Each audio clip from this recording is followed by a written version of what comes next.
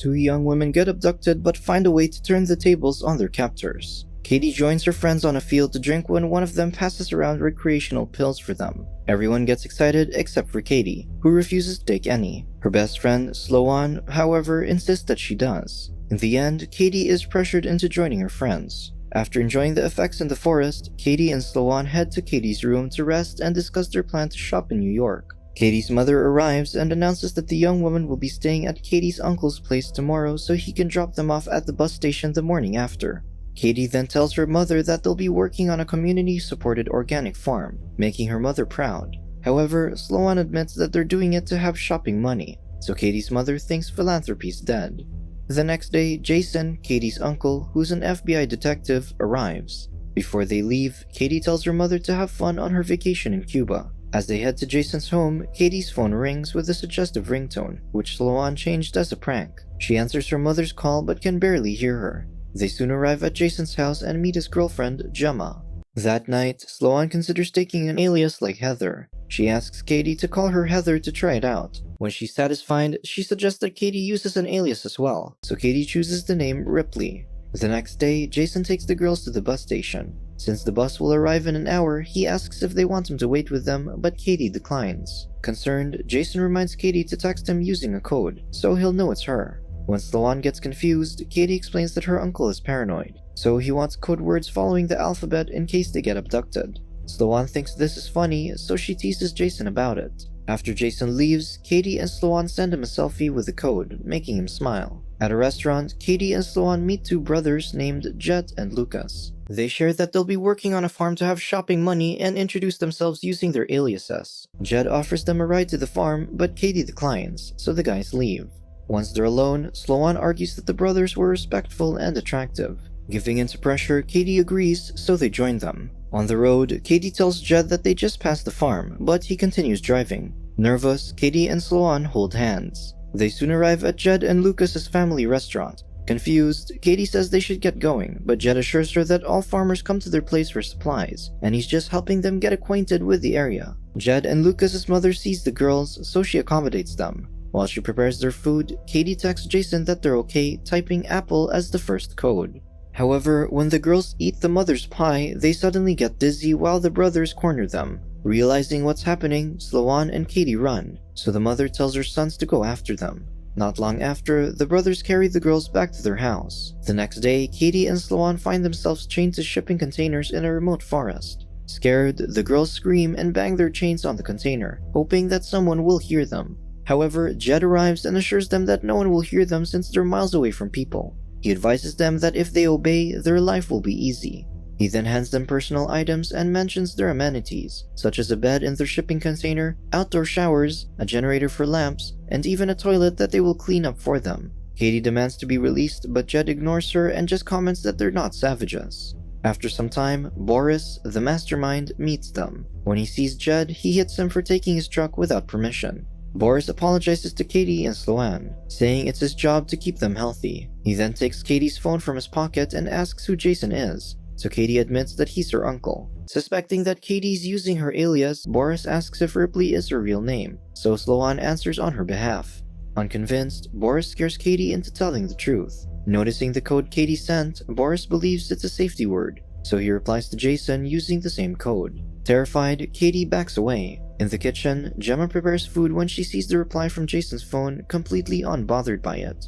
In the forest, Lucas teaches the girls how to use the portable shower while Jed guards them. When Boris leaves, Jed scares the girls by pointing an unloaded gun at them, so Katie and Sloan scream in fear. Sheriff Andrews hears them, so he aims a gun at Jed. Katie and Sloan run behind him, pleading for help. Suddenly, Andrew bursts into laughter while taking Jed into his arms since he's one of their clients. Andrews then stares suggestively at the ladies, deciding to take them one at a time. He gets his pill and tells the girls he'll see them later. While Jed takes Andrews away, Katie and Sloan plead to Lucas for help, but he merely asks them if they have allergies. Sloan angrily blurts out that they're allergic to being kidnapped, but Lucas just locks them into one of the containers. After some time, Andrews leaves Katie's container, satisfied with the experience. When he's gone, Sloan goes to comfort Katie, who's suffering in silence. Meanwhile, Jason worries about his niece while searching for his phone, so Gemma assures him they're fine since she saw Katie's text earlier. However, he gets alarmed when he notices that Katie used the same code. Gemma, however, thinks that Katie's just confused.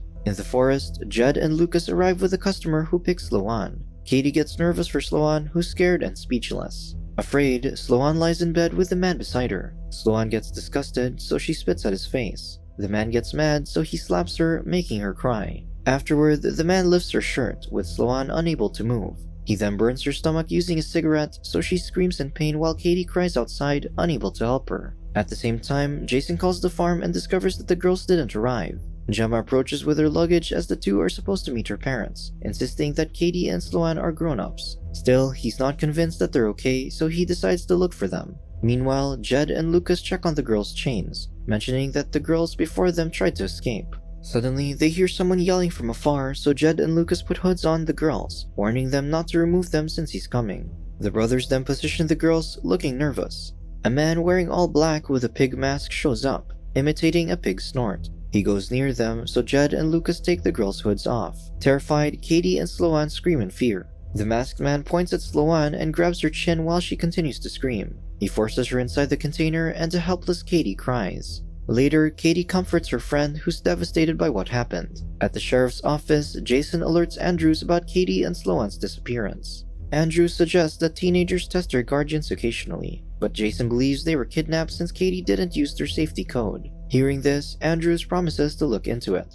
At the forest, Boris orders Jed to get Sloan. Seeing her miserable, Boris asks her what's wrong. He then points at Katie and accuses her of lying about the text to her uncle. Taking Jed away, Boris orders him to get rid of the girls since the FBI might get involved, given that Katie's uncle is a detective. He thinks that the detectives will leave them alone once they find the girls' bodies in the morning. However, Katie overhears this, alarming her. As they return to check on them, Katie hurriedly sits on her bed with Boris going inside. On the other hand, Sloan feels distressed, crying non-stop.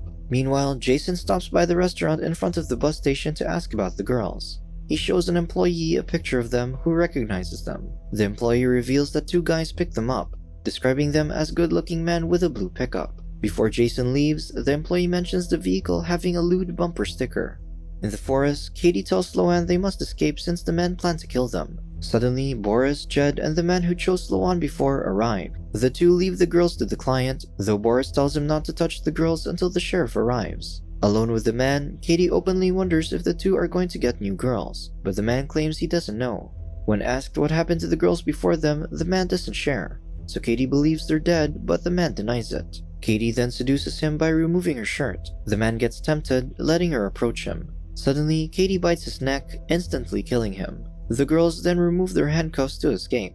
On the way to pick up Katie and Sloan, the sheriff speaks with someone about Jason's discovery. Annoyed, he demands Boris to burn the truck with the girls' bodies. Andrews soon arrives at the forest but discovers that the girls are gone. Suddenly, his police car drives off as the girls have snuck in, so Andrews calls Boris. Finally escaping, Katie and Sloan drive away, passing by girls that might soon be victims on the road. Realizing that it won't stop after they've escaped, they decide to take matters into their own hands. The girls head to a hardware store to buy weapons and tools. While they pay for the items, Katie asks if the clerk knows Boris. In response, the store clerk gulps in fear. Meanwhile, Jason goes to an insurance agency, claiming that he accidentally backed his car against a blue pickup with a lewd bumper sticker. He lies that he wants to search for the owner so he can deal with the damages. So the women reveal that the only pickup in the registry is Boris Carlson's. Since his address isn't listed, the older woman calls the DMV to check. That afternoon, Boris arrives home and notices someone turning the record player on. Suspicious, he takes a weapon when suddenly Katie throws a spiked tennis ball at his face. Unable to see clearly, Boris gets mad. The girl continues to throw spiked balls at him, which makes Sloan feel better. The girls lay Boris on the table with his face down while he pleads for them to stop. He offers them money, but to no avail. While interrogating him, Katie and Sloan create a weapon using nails. Negotiating with the girls, Boris tells them where he keeps his money, so Katie goes to retrieve it. She gets the box and opens it, satisfied with the amount of money. Meanwhile, Jason finally arrives at Boris's house. Gemma calls him, so he assures her that he'll make it up to her parents. Boris continues to plead to be released, but Katie asks where they can find the masked man. Scared, Boris refuses to say, noting that he's done everything they've asked. But Sloan hands her makeshift weapon to Katie. Surprised, Boris reminds them of their promise, but Sloan reminds him that he planned to kill them earlier. Boris screams as Katie and Sloan position the weapon, mercilessly pushing it inside. Hearing someone scream, Jason gets off the phone and heads inside the house. He barges in with his gun at hand and sees Boris's condition. He then hurries outside, seeing the blue pickup fleeing the area. Later, Jason goes to the sheriff's office to meet with Andrews. He asks the sheriff if he's alone, so Andrews confirms that his men are out on roadblocks. Hearing this, Jason then tries to call Katie's phone. Suddenly, he hears the suggestive ringtone from Andrews, confirming that he has Katie's phone. Shocked, the sheriff immediately points his gun at him. The girls then arrive at a church where they see the masked man, who's a pastor. Sloan confidently enters the church with her weapon, ready to kill him. The masked man addresses her as Jezebel and stresses he has him on his side, but Sloan argues that she has a BFF. Suddenly, Katie hits the pastor from behind, knocking him out. The girls then drive around town, taking a longer path to their destination. When they arrive, they check on the pastor, who's tied to the vehicle and bloodied after being dragged around the road. The girls then head into a convenience store to buy matches. Struggling to crawl, the pastor continues to angrily note Bible verses. While he does, Sloan soaks him in gasoline, then Katie lights up a matchstick, throwing it on the floor. Satisfied, they leave him burning as they continue their journey. In a room, Andrews ties Jason and declares his intentions to the girls once he finds them. Seething in rage, Jason curses at him, but Andrews is unbothered, sure that the girls will come looking for him but will find him as a corpse. Andrew then plays a radio loudly and leaves Jason. He then brings the new women he's captured into a separate room. Unbeknownst to Andrews, Katie and Sloan sneak behind him and knock him out. They tie Andrews to a chair while he begs for them to release him, even offering money. The girls laugh at how everyone keeps bargaining with money. Katie then makes Andrews pick one of her hands. He chooses her right hand, revealing a bullet. Katie teases him, saying he's lucky. Sloan also makes him pick a hand, choosing right once again, only to get a bunch of matchsticks. She then tells him he's unlucky this time. Nervous, Andrew asks what will happen, so Katie and Sloan explain that they'll play Russian roulette. While Katie loads the gun, Andrew closes his eyes, begging. She pulls the trigger, but it's empty. On edge, Andrew screams as Sloan pulls the trigger next, but it's empty again. From the other room, Jason shouts in frustration, unaware of what's happening. For the fourth shot, Sloan pulls the trigger but is still unloaded. For the last shot, Andrew screams, but the gun is still unloaded. Seeing him crying and pleading, Katie and Sloan tease him. He then apologizes, but Katie shoots him, this time sending a bullet through his temple. The captured women later untie Jason, explaining that Katie and Sloan killed Andrews. However, they're no longer around. That night, Jed and Lucas's mother drinks when she suddenly passes out. When she wakes up, she finds herself tied to a chair while Jed is kneeling on a stack of books with a noose around his neck. The mother begs for his son's life, but Katie kicks the boot, only to have his noose come apart. Katie smiles, claiming that they aren't monsters. However, they pull Jed up and Sloan hits Jed with a bat. The girls then mercilessly beat him while his mother cries. Seething in rage, the mother declares she'll kill both of them. However, Sloan says she's glad she got to witness her son's death. So they drag her in front of Lucas, who's also been captured. Lucas scolds his mother, reminding her that he told them they shouldn't be doing this, so he begs and apologizes to them. Hearing this, Sloan unties Lucas and hands him the bat, demanding him to hit his mother or he'll die. His mother pleads for him not to do it, so Lucas kneels and negotiates that if they let him go, he won't say anything.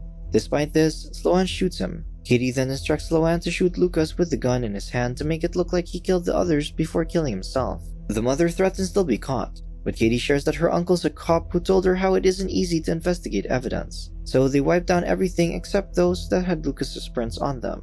Again, the mother offers them money in exchange for her life. The girls laugh and pretend to take the deal, only for Katie to turn on the weed whacker. The mothers scream as Katie sends the weed whacker into her face. Days later, Jason picks up Katie and Sloan at his sister's residence to take them to the airport. Before leaving, Katie's mother reminds her daughter to update Jason every day they're in New York. She then asks him if she should be worried, so Jason assures her they're smart.